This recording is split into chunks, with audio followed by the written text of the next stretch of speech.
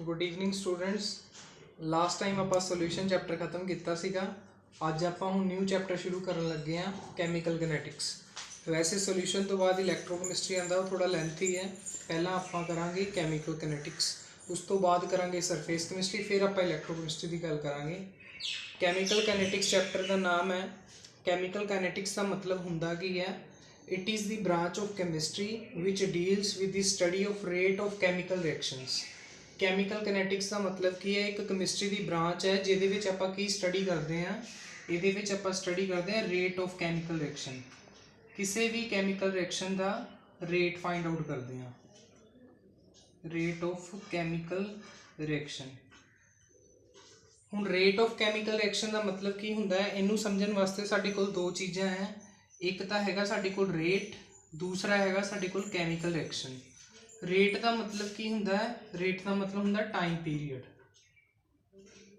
भी कोई रिएक्शन कितनी जल्दी हुंदी है तो कितनी फास्ट हुंदी है।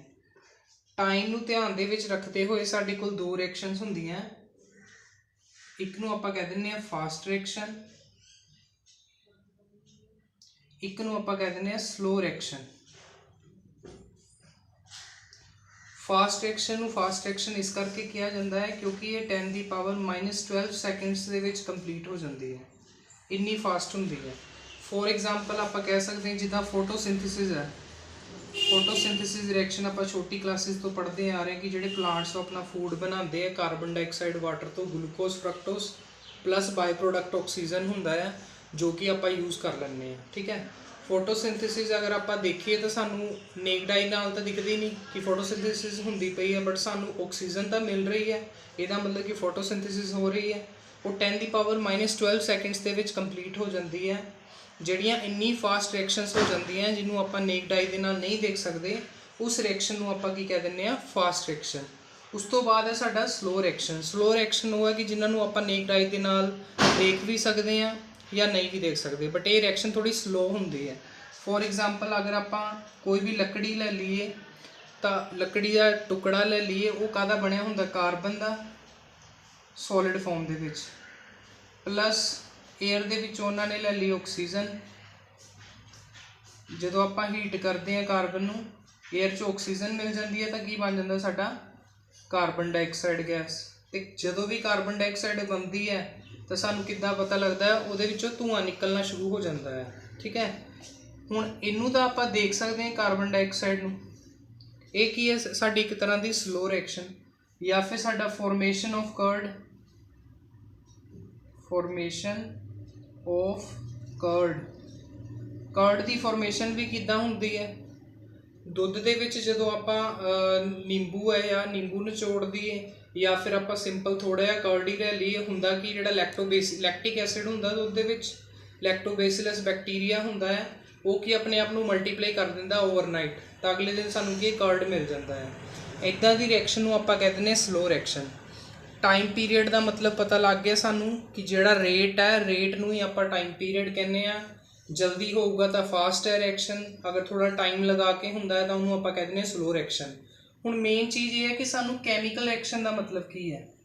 कैमिकल रिएक्शन का मतलब हुंदा की है, एक अगर आपां सिंपल गल करिए कैमिकल रिएक्शन की, तो इस प्रोसैस दे विच 3 चीज़ां इंपोर्टेंट रोल प्ले करदियां। वो किहड़ियां-किहड़ियां हुंदियां देखो। फॉर एग्जाम्पल साडे कोल सिंपल है A+B दोनों कंबाइन होकर बनाते पे साडे कोल C+D। हुण एरो है, एरो तो एक लैफ्ट हैंड साइड ते चीज़ है, एक हैगी साडे कोल राइट हैंड साइड ते। जिहड़ी लैफ्ट हैंड साइड ते चीज़ है उन्होंने आपां कह दिंदे आ रिएक्टेंट, जिहड़ी राइट हैंड साइड ते चीज़ है उन्होंने आपां की कह दिंदे आ, प्रोडक्ट। ठीक है, इन्हां दे विच अगर आप मान लो हीटिंग करते हैं या कोई कैटालिस्ट यूज़ करते हैं, कोई ट्रांजिशन मैटर ले लेने डी ब्लॉक का, उन्होंने आप की कह दें कैटालिस्ट। इन्हां तिन्नां नूं मिला के साडे कोल कैमिकल रिएक्शन बनती है किद्दां।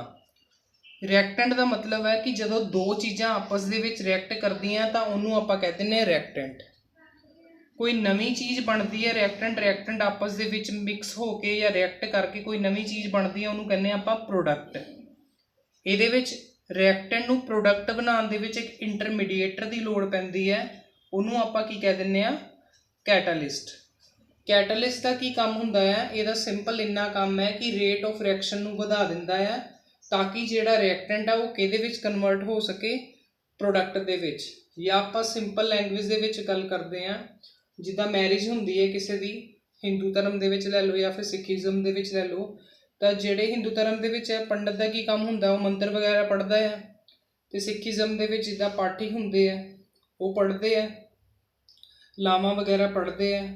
ਇੱਧਰ ਕੁੜੀ ਵਾਲੇ ਆ, ਇੱਧਰ ਮੁੰਡੇ ਵਾਲੇ ਆ, ਇਹਨਾਂ ਦੀ ਮੈਰਿਜ ਹੋ ਗਈ, ਠੀਕ ਹੈ। ਅਤੇ ਕੈਟਲਿਸਟ ਦਾ ਕੰਮ ਸਿਰਫ ਇੰਨਾ ਹੈ, ਜਾਂ ਤਾਂ ਉਹਨਾਂ ਨੇ ਮੰਤਰ ਪੜ੍ਹਨੇ ਆ ਅਤੇ ਜਾਂ ਉਹਨਾਂ ਨੇ ਕੀ ਹੈ, ਲਾਵਾਂ ਬਾਰੇ ਪੜ੍ਹਨਾ ਹੈ, ਫਿਰ ਉਹਨਾਂ ਦਾ ਕੰਮ ਖਤਮ। ਕੈਟਾਲਿਸਟ ਵੀ ਕੀ ਕਰਦਾ, ਸਿਰਫ ਰੇਟ ਆਫ ਰਿਐਕਸ਼ਨ ਨੂੰ ਵਧਾਉਂਦਾ ਹੈ ਤਾਂ ਕਿ ਰਿਐਕਟੈਂਟ ਜਿਹੜਾ ਹੈ ਉਹ ਕਿਹਦੇ ਵਿੱਚ ਕਨਵਰਟ ਹੋ ਸਕੇ, ਪ੍ਰੋਡਕਟ ਦੇ ਵਿੱਚ। ਇਸ ਪੂਰੇ ਪ੍ਰੋਸੈਸ ਨੂੰ, ਜਿਹਦੇ ਵਿੱਚ ਰਿਐਕਟੈਂਟ, ਪ੍ਰੋਡਕਟ ਅਤੇ ਕੈਟਾਲਿਸਟ ਇਹ ਸਾਰੇ ਇੱਕ ਦੂਸਰੇ ਦੇ ਨਾਲ ਮਿਕਸ ਹੋ ਕੇ ਇਕੱਠੇ ਇੱਕ ਦੂਜੇ ਦੇ ਨਾਲ ਕੰਮ ਕਰਦੇ ਆ, ਉਸ ਰਿਐਕਸ਼ਨ ਨੂੰ ਆਪਾਂ ਕੀ ਕਹਿ ਦਿੰਦੇ ਹਾਂ, ਕੈਮੀਕਲ ਰਿਐਕਸ਼ਨ। ਫਰਦਰ ਜਿਹੜੀ ਕੈਮੀਕਲ ਰਿਐਕਸ਼ਨਸ ਹੈ ਇਹ ਸਾਡੇ ਕੋਲ ਦੋ ਤਰ੍ਹਾਂ ਦੀ ਹੁੰਦੀ ਹੈ। ਇੱਕ ਹੁੰਦੀ ਹੈ ਸਾਡੇ ਕੋਲ ਬੈਲੈਂਸਡ ਕੈਮੀਕਲ ਰਿਐਕਸ਼ਨ, ਇੱਕ ਹੁੰਦੀ ਹੈ ਸਾਡੇ ਕੋਲ ਅਨਬੈਲੈਂਸਡ ਕੈਮੀਕਲ ਰਿਐਕਸ਼ਨ। ਬੈਲੈਂਸ ਦਾ ਮਤਲਬ ਜਦੋਂ ਰਿਐਕਟੈਂਟ ਹੈ ਇਕੁਅਲ ਟੂ ਪ੍ਰੋਡਕਟ ਦੇ ਹੁੰਦਾ ਹੈ, ਜਿੰਨੇ ਰਿਐਕਟੈਂਟ ਉਨੇ ਹੀ ਪ੍ਰੋਡਕਟ ਹੋਣ, ਉਹਨੂੰ ਅਸੀਂ ਬੈਲੈਂਸ ਕੈਮੀਕਲ ਰਿਐਕਸ਼ਨ ਕਹਿੰਦੇ ਹਾਂ। ਅਨਬੈਲੈਂਸਡ ਕੈਮੀਕਲ ਰਿਐਕਸ਼ਨ ਦਾ ਮਤਲਬ ਕਿ reactant is not equal to product, ਜਿੰਨੇ ਰਿਐਕਟੈਂਟ ਹੈ ਉਨੇ ਪ੍ਰੋਡਕਟ ਨਾ ਹੋਣ, ਉਹਨੂੰ ਆਪਾਂ ਕੀ ਕਹਿ ਦਿੰਦੇ ਹਾਂ, ਅਨਬੈਲੈਂਸਡ ਕੈਮੀਕਲ ਇਕੁਏਸ਼ਨ ਜਾਂ ਫਿਰ ਅਨਬੈਲੈਂਸਡ ਕੈਮੀਕਲ ਰਿਐਕਸ਼ਨ। ਹੁਣ ਇਹਦੇ ਤੇ ਬੇਸਿਸ ਤੇ ਕੀ ਹੁੰਦਾ ਹੈ, ਸਾਨੂੰ ਕਹਿੰਦੇ ਕਿ ਕੈਮੀਕਲ ਰਿਐਕਸ਼ਨ ਦੀ ਤਾਂ ਆਪਾਂ ਗੱਲ ਕਰ ਲਈ, ਇੱਦਾਂ ਦਾ ਕਿਹੜਾ ਮੈਥਡ ਹੈ ਜਿਹਦੇ ਨਾਲ ਆਪਾਂ ਡਿਟੈਕਟ ਕਰ ਸਕਦੇ ਹਾਂ ਕਿਸੇ ਵੀ ਰੇਟ ਆਫ ਕੈਮੀਕਲ ਰਿਐਕਸ਼ਨ ਦਾ। ਸਾਡੇ ਕੋਲ ਦੋ ਮੈਥਡ ਹੈ, ਆਪਾਂ ਡਿਟੇਲ ਦੇ ਵਿੱਚ ਨਹੀਂ ਪੜ੍ਹਨਾ, ਮੋਸਟਲੀ 1 ਮਾਰਕਸ ਦਾ ਜਾਂ ਫਿਰ ਮਲਟੀਪਲ ਚੋਇਸ ਕੁਐਸਚਨ ਨਹੀਂ ਆਉਂਦਾ ਕਿ ਇੱਦਾਂ ਦਾ ਕਿਹੜਾ ਮੈਥਡ ਹੈ ਜਿਹਦੇ ਨਾਲ ਆਪਾਂ ਰੇਟ ਆਫ ਰਿਐਕਸ਼ਨ ਨੂੰ ਡਿਟੈਕਟ ਕਰ ਸਕਦੇ ਹਾਂ। ਤਾਂ ਉਹ ਕਿਹੜੇ ਮੈਥਡ ਆ, ਸਾਡੇ ਕੋਲ ਦੋ ਮੈਥਡ ਹੈ, ਇੱਕ ਨੂੰ ਆਪਾਂ ਕਹਿੰਦੇ ਹਾਂ ਰਿਲੈਕਸੇਸ਼ਨ ਮੈਥਡ ਤੇ ਇੱਕ ਹੈਗਾ ਸਾਡੇ ਕੋਲ ਫਲੋ ਮੈਥਡ। ਇੱਕ ਹੈ ਸਾਡੇ ਕੋਲ ਰਿਲੈਕਸੇਸ਼ਨ ਮੈਥਡ ਤੇ ਇੱਕ ਹੈ ਸਾਡੇ ਕੋਲ ਫਲੋ ਮੈਥਡ। ਇਹ ਦੋ ਮੈਥਡ ਹੈ ਜਿਹਦੇ ਨਾਲ ਆਪਾਂ ਰੇਟ ਆਫ ਕੈਮੀਕਲ ਰਿਐਕਸ਼ਨ ਨੂੰ ਡਿਟੈਕਟ ਕਰ ਸਕਦੇ ਹਾਂ। ਫੋਰ ਐਗਜ਼ਾਮਪਲ ਅਗਰ ਪੇਪਰ ਦੇ ਵਿੱਚ ਸਾਨੂੰ ਕੋਈ ਕੁਐਸਚਨ ਆ ਜਾਂਦਾ, ਕੋਈ ਰਿਐਕਸ਼ਨ ਦਿੱਤੀ ਹੋਊਗੀ, ਤਾਂ ਮੋਸਟਲੀ ਇਹ ਜਿਹੜੇ ਕੁਐਸਚਨ 2 ਮਾਰਕਸ 'ਤੇ ਆਉਂਦੇ ਕਿ ਕਿਸੇ ਵੀ ਰਿਐਕਸ਼ਨ ਦਾ ਤੁਸੀਂ ਰੇਟ ਆਫ ਰਿਐਕਸ਼ਨ ਕੱਢ ਕੇ ਦਿਖਾਓ, ਕਿਸੇ ਵੀ ਕੈਮੀਕਲ ਰਿਐਕਸ਼ਨ ਦਾ ਰੇਟ ਆਫ ਰਿਐਕਸ਼ਨ ਕੱਢ ਕੇ ਦਿਖਾਓ। ਉਹਦੇ ਵਾਸਤੇ ਸਾਨੂੰ ਦੋ ਫਾਰਮੂਲੇ ਲਰਨ ਕਰਨੇ ਪੈਣਗੇ, ਉਹ ਮੈਂ ਇੱਥੇ ਫਾਰਮੂਲਾ ਲਿਖ ਦਿੰਦਾ, ਕਿੱਦਾਂ ਕੀ ਹੁੰਦਾ ਹੈ ਉਹ ਸਮਝਾ ਦਿੰਦਾ। ਮੈਂ ਸਿਰਫ ਦੋ ਰਿਐਕਸ਼ਨ ਸਮਝਾਉਣੀ ਹੈ, ਉਸ ਤੋਂ ਬਾਅਦ ਮੈਂ ਬੋਰਡ 'ਤੇ ਰਿਐਕਸ਼ਨਸ ਲਿਖ ਦੂੰਗਾ, ਤੁਸੀਂ ਖੁਦ ਕੈਲਕੂਲੇਟ ਕਰਕੇ ਦੇਖਿਓ ਕਿ ਤੁਹਾਡਾ ਜਿਹੜਾ ਰੇਟ ਆਫ ਰਿਐਕਸ਼ਨ ਆ ਰਿਹਾ ਕਿ ਨਹੀਂ ਆ ਰਿਹਾ। ਜਿਹੜਾ ਰੇਟ ਆਫ ਰਿਐਕਸ਼ਨ ਵਾਲਾ ਕੁਐਸਚਨ ਹੈ ਇਹ 2 ਜਾਂ 3 ਮਾਰਕਸ ਦਾ ਆਉਂਦਾ ਪੇਪਰ ਦੇ ਵਿੱਚ। ਫਿਰ ਆਪਾਂ ਅੱਗੇ ਦੇਖੋ ਲਿਖਦੇ ਹਾਂ ਕੀ ਹੁੰਦਾ।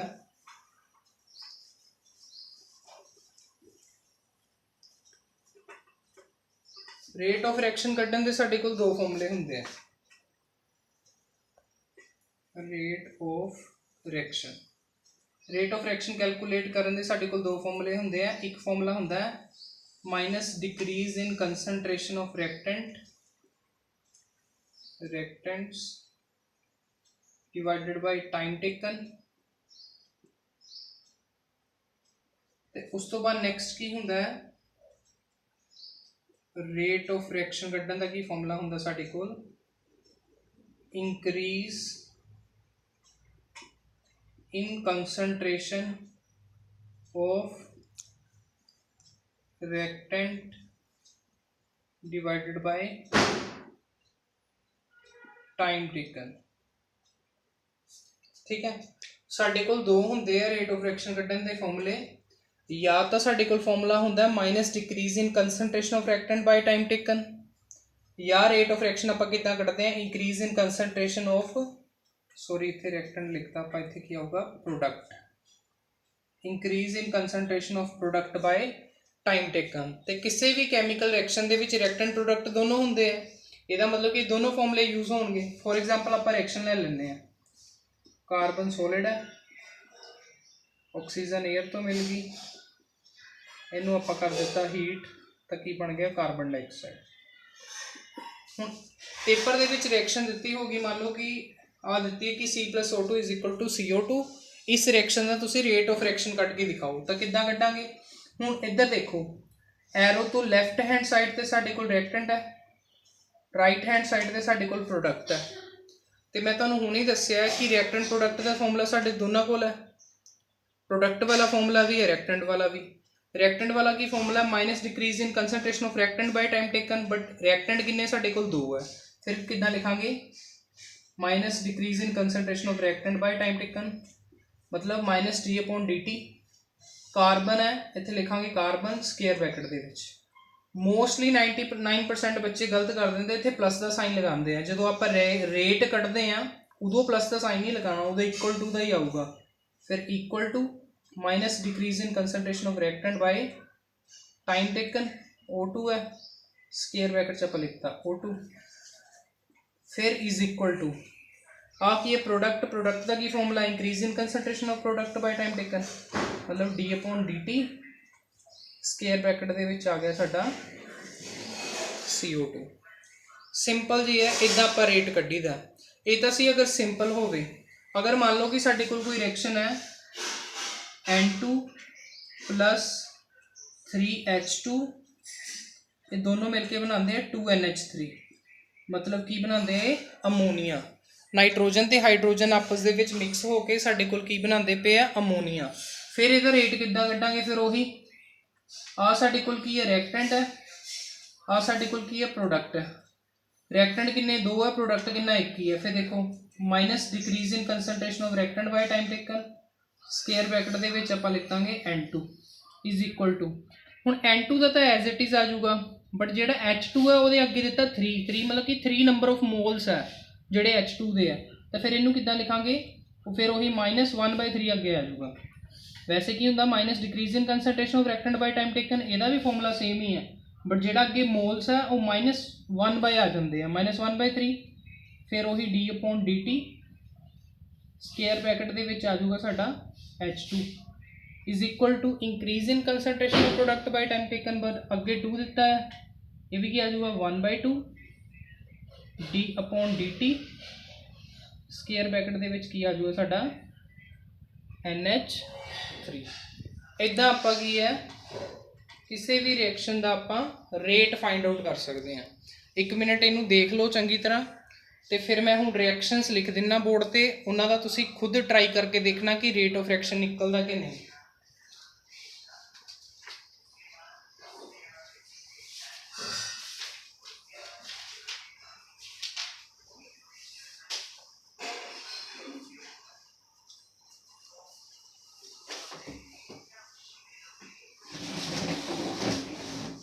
ठीक है बेटा, देख लिया। हुण मैं कुछ रिएक्शनस लिखदा इहदे ते, ਉਹਦਾ ਤੁਸੀਂ रेट ऑफ रिएक्शन अपने आप फाइंड आउट करके देखना।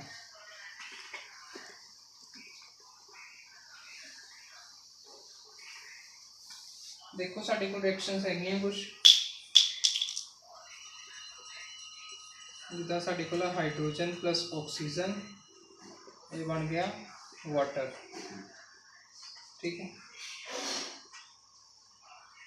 उस तो बाद साडे कोल रिएक्शन हैगी है हाइड्रोजन प्लस ऑक्सीजन, ये बन गया हाइड्रोजन परऑक्साइड, मतलब H2O2। हाइड्रोजन ऑक्सीजन के नाल जो आप हीटिंग करते हैं ना, फिर वाटर मिलता सानू, ये बन गया हाइड्रोजन परऑक्साइड। उस तो बाद साडा है magnesium plus sulphuric acid H2SO4, की बन गया मैग्नीशियम सल्फेट ते हाइड्रोजन। उस तो बाद साडे कोल हैगी रिएक्शन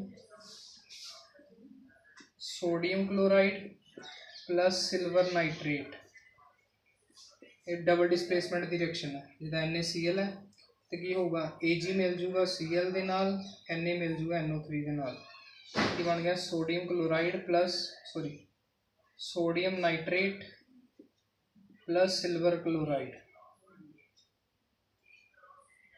ठीक है, उस तो बाद नैक्सट हैगी साडी डिकम्पोजिशन रिएक्शन।